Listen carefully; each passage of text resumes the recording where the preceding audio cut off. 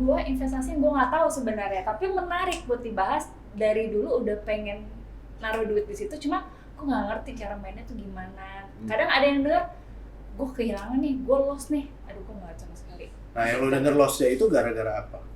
Karena pas harganya apa ya, harganya naik dia lupa, harganya lagi naik terus dia nggak jual atau gimana gitu. Gue bener-bener nggak paham, karena biasanya pakai broker kan gitu kan, ada kan namanya broker saham juga gitu kan. Tapi gue bener-bener nggak ngerti, jadi gue sampai sekarang nggak berani buat investasi di saham karena gue nggak ngerti saham itu sebenarnya kayak gimana sih gitu. Gue mainnya yang aman-aman aja sih sebenarnya sih. Oke, dari Michael kenapa tuh Mike kira-kira tuh kejadian? Itu biasanya kebanyakan ya, bukan harganya udah naik dia nggak jual. Dikira bisa lebih tinggi lagi. Oke. Nah, terus habis itu tiba-tiba jatuh. Oke. Nah jatuh dia nggak mau cut loss. Siapa tahu balik lagi. Lama-lama turun. Berarti itu lebih trading ya? Lebih iya. Ada yang kayak gitu atau enggak? Biasanya gini. Jadinya jadi investor mendadak. Oh, mendadak investor. Iya. Oh, jadi kayak misalnya udah persiapan. biasanya kan kita targetnya kan beli nih. Terus kan paling udah naik berapa persen, kita jual dong. Iya. Asumsi trading kayak gitu. Nah tapi karena loss, udah gue nggak mau jual. Nah, gue nggak mau jual, gue nunggu balik lagi, tapi makin loss. Jadi mendadak investor semua itu banyak banget gitu. Nah, kalau dengan gayanya lu value investing sebagai pemegang metode value investing, apakah itu bisa terjadi? Nah, ya bisa saja. Tapi maksudnya gini, selama kita percaya misalnya gini, satu company ya, kita kan di sini nanti kan akan menghitung namanya intrinsic value atau nilai intrinsik dari suatu perusahaan. Misalkan harganya 1.500, misalkan nilai intrinsiknya segitu. Selama kita belinya di bawah 1.500, nah itu ada hitungannya istilahnya margin of safety. Oh, oke, berarti keamanan, tingkat keamanannya. Biasanya Biasanya bisa terserah buat setiap orangnya. Biasanya kalau buat saya itu at least 30%. Jadi 30% di bawah. Jadi 0,7 kali 1.500. Jadi at least aku kalau misalnya 1.050 itu masih aku beli. Oh. 1.050 ke bawah masih kita beli. 30% gitu ya. Iya. Jadi 1.050 ke bawah tuh masih dibeli. Nah, itu belinya dadakan dari? Belinya itu gini.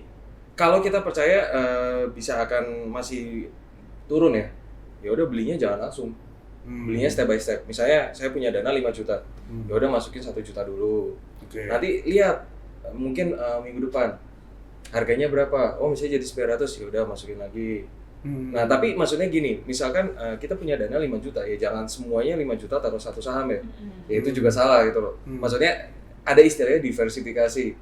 Nah, misalnya kan saham A ini sektornya apa? Ya udah jangan semua taruh di satu sektor, kita taruh sektor lain. Karena kita nggak tahu kondisi ekonomi gimana tiba-tiba kan. Nah, walaupun kita udah analisa seperti apa, tapi balik lagi kita kan bukan yang tahu segalanya juga. Jadi untuk memprevent seperti itu kita melakukan diversifikasi. Dengan mendiversifikasi, misalnya satu saham ini kita alokasikan maksimal 20%. Nah, 20% dari 5 juta misalkan 1 juta. Oh ya udah masuk dulu pertama misalnya minggu ini 200.000 dulu deh. Nah, kita itu bisa ada averaging down, ada averaging up. Kalau ke depan misalkan dari misalnya gini deh, starting awalnya 900 ya. Terus misalnya jadi 950, tapi masih di bawah margin of safety. Kita mau nambah masih nggak apa-apa. Masih enak. Masih oke. Kalau 900 turun ke bawah ya makin oke dong. Beli lagi. Pokoknya sampai batasnya 1 juta. Dah. Oke. Nah, lu makin ngerti atau makin bingung nih? Mendengarkan. Oh, Gue mengerti dan Iya. mulai memahami. Jadi tadi kita sempat cerita di episode sebelumnya adalah tentang sektor-sektor itu berarti kan ada industrinya. Industri ada makanan, ada FMCG, ada otomotif ya, ada perbankan dan lain-lain. Jadi kita juga bisa lihat dari sektornya seperti apa. Kayak nanti misalnya bank itu kan pasti ada peminjaman sebutan non-performing loan, yaitu artinya kredit macet. Nah, itu mempengaruhi dari penilaian kita. Apakah perusahaan ini sehat untuk kita investasi. Sama kayak kita beli barang lah, lo kalau mau beli barang beauty kan, pasti kan nyarinya yang produknya asli dong, yang bagus, kualitasnya dia bilang pakai bengkuang ya bener bengkuang, bukan SMP doang gitu kan. Gue udah cek dulu tuh bener apa enggak. Nah, ya ini sama lah. Nah, justru ini begitu. Jadi bukan cuma gara-gara itu bagus loh lipstiknya. Jadi kan kalau trading tuh ada yang gayanya, oh ya lipstiknya bagus, beli deh gitu. Nah itu yang biasanya menurut gua lebih banyak trading ikutin temen ya. Iya, ikutin temen. Beli lipstik, ini lipstik bagus udah. Ya udah gua beli. Iya. Nggak gua research dulu. Lo percaya aja, ternyata pasti pakai kok jelek buat gua gitu kan. Dan akhirnya kecewa. Doer gitu merah banget. Merahnya. Gitu kan. Ini cukup sama lah ya. Sama kayak desain apapun itu kita harus research dulu. Nah makanya Michael akan tadi sharing tentang strategi value investing. Nah Mike, tadi kan sebelumnya kita ngobrol tentang dividen. Nah ini menarik nih, dividen tuh sebenarnya artinya apa sih? Itu satu, kedua dapetinnya gimana? Nah dividen gini, hampir sebagian besar perusahaan di Indonesia itu kalau udah TBK, nah itu pasti pilihannya dua. Kalau dananya di net income, itu net income kan bisa kita lihat di laporan laba rugi. Nah, dari net income itu biasanya ada porsinya nih. Dipecahnya berapa persen ke dividen, dipecah berapa persen lagi ke retain earning. Retain earnings itu berarti modal yang akan dibalikan untuk diolah kembali di perusahaan. Jadi misalkan aku ada 1 juta, 1 jutanya akan masuk ke duit kas perusahaan lagi untuk ekspansi nextnya. Jadi tergantung. Ada yang misalnya gini, fokusnya perusahaan lagi ekspansi. Ya udah 1 jutanya masuk semua. Masuk ke lo atau masuk masuk ke perusahaan. Masuk perusahaan. Buat diolah lagi buat ekspansi. Oke. Karena pilihannya gini, paling bagus apapun itu perusahaan kalau bisa kan dana dari sendiri ya sebelum pinjem. Jadi dia harusnya logikanya kalau dia minjem buat bagi-bagi dividen itu udah salah loh. Nah, itu kan udah ngaco banget. Nah, itu di laporan keuangan kita bisa lihat kayak gitu. Tapi itu banyak loh strategi kayak gitu. Banyak ya. Banyak di perusahaan kenyataannya. Masih pinjem duit tapi kok bagi dividennya banyak dan dia mau ekspansi. Harusnya kalau misalnya mau ekspansi, ya sudah dividennya di hold dulu, banyakkan return earningsnya biar dana masuk, pinjemnya nggak usah banyak gitu. Jadi interestnya kan bisa lebih turun, ya nggak? Nah, tapi kenyataannya baliknya. Apa mungkin karena perusahaannya pede juga bahwa dia bisa balikin dua-duanya, bisa kasih dividen sama bisa kasih ini. Mungkin kasusnya begitu juga. Mungkin juga. Tapi biasanya pada umumnya kalau kita pinjam ya jangan kita terlalu kan, banyak lah ya. Ya, kita mikirkan secara logiknya kan, ya gue mau ekspansi nih. Gue mau ekspansi, gue ada duit.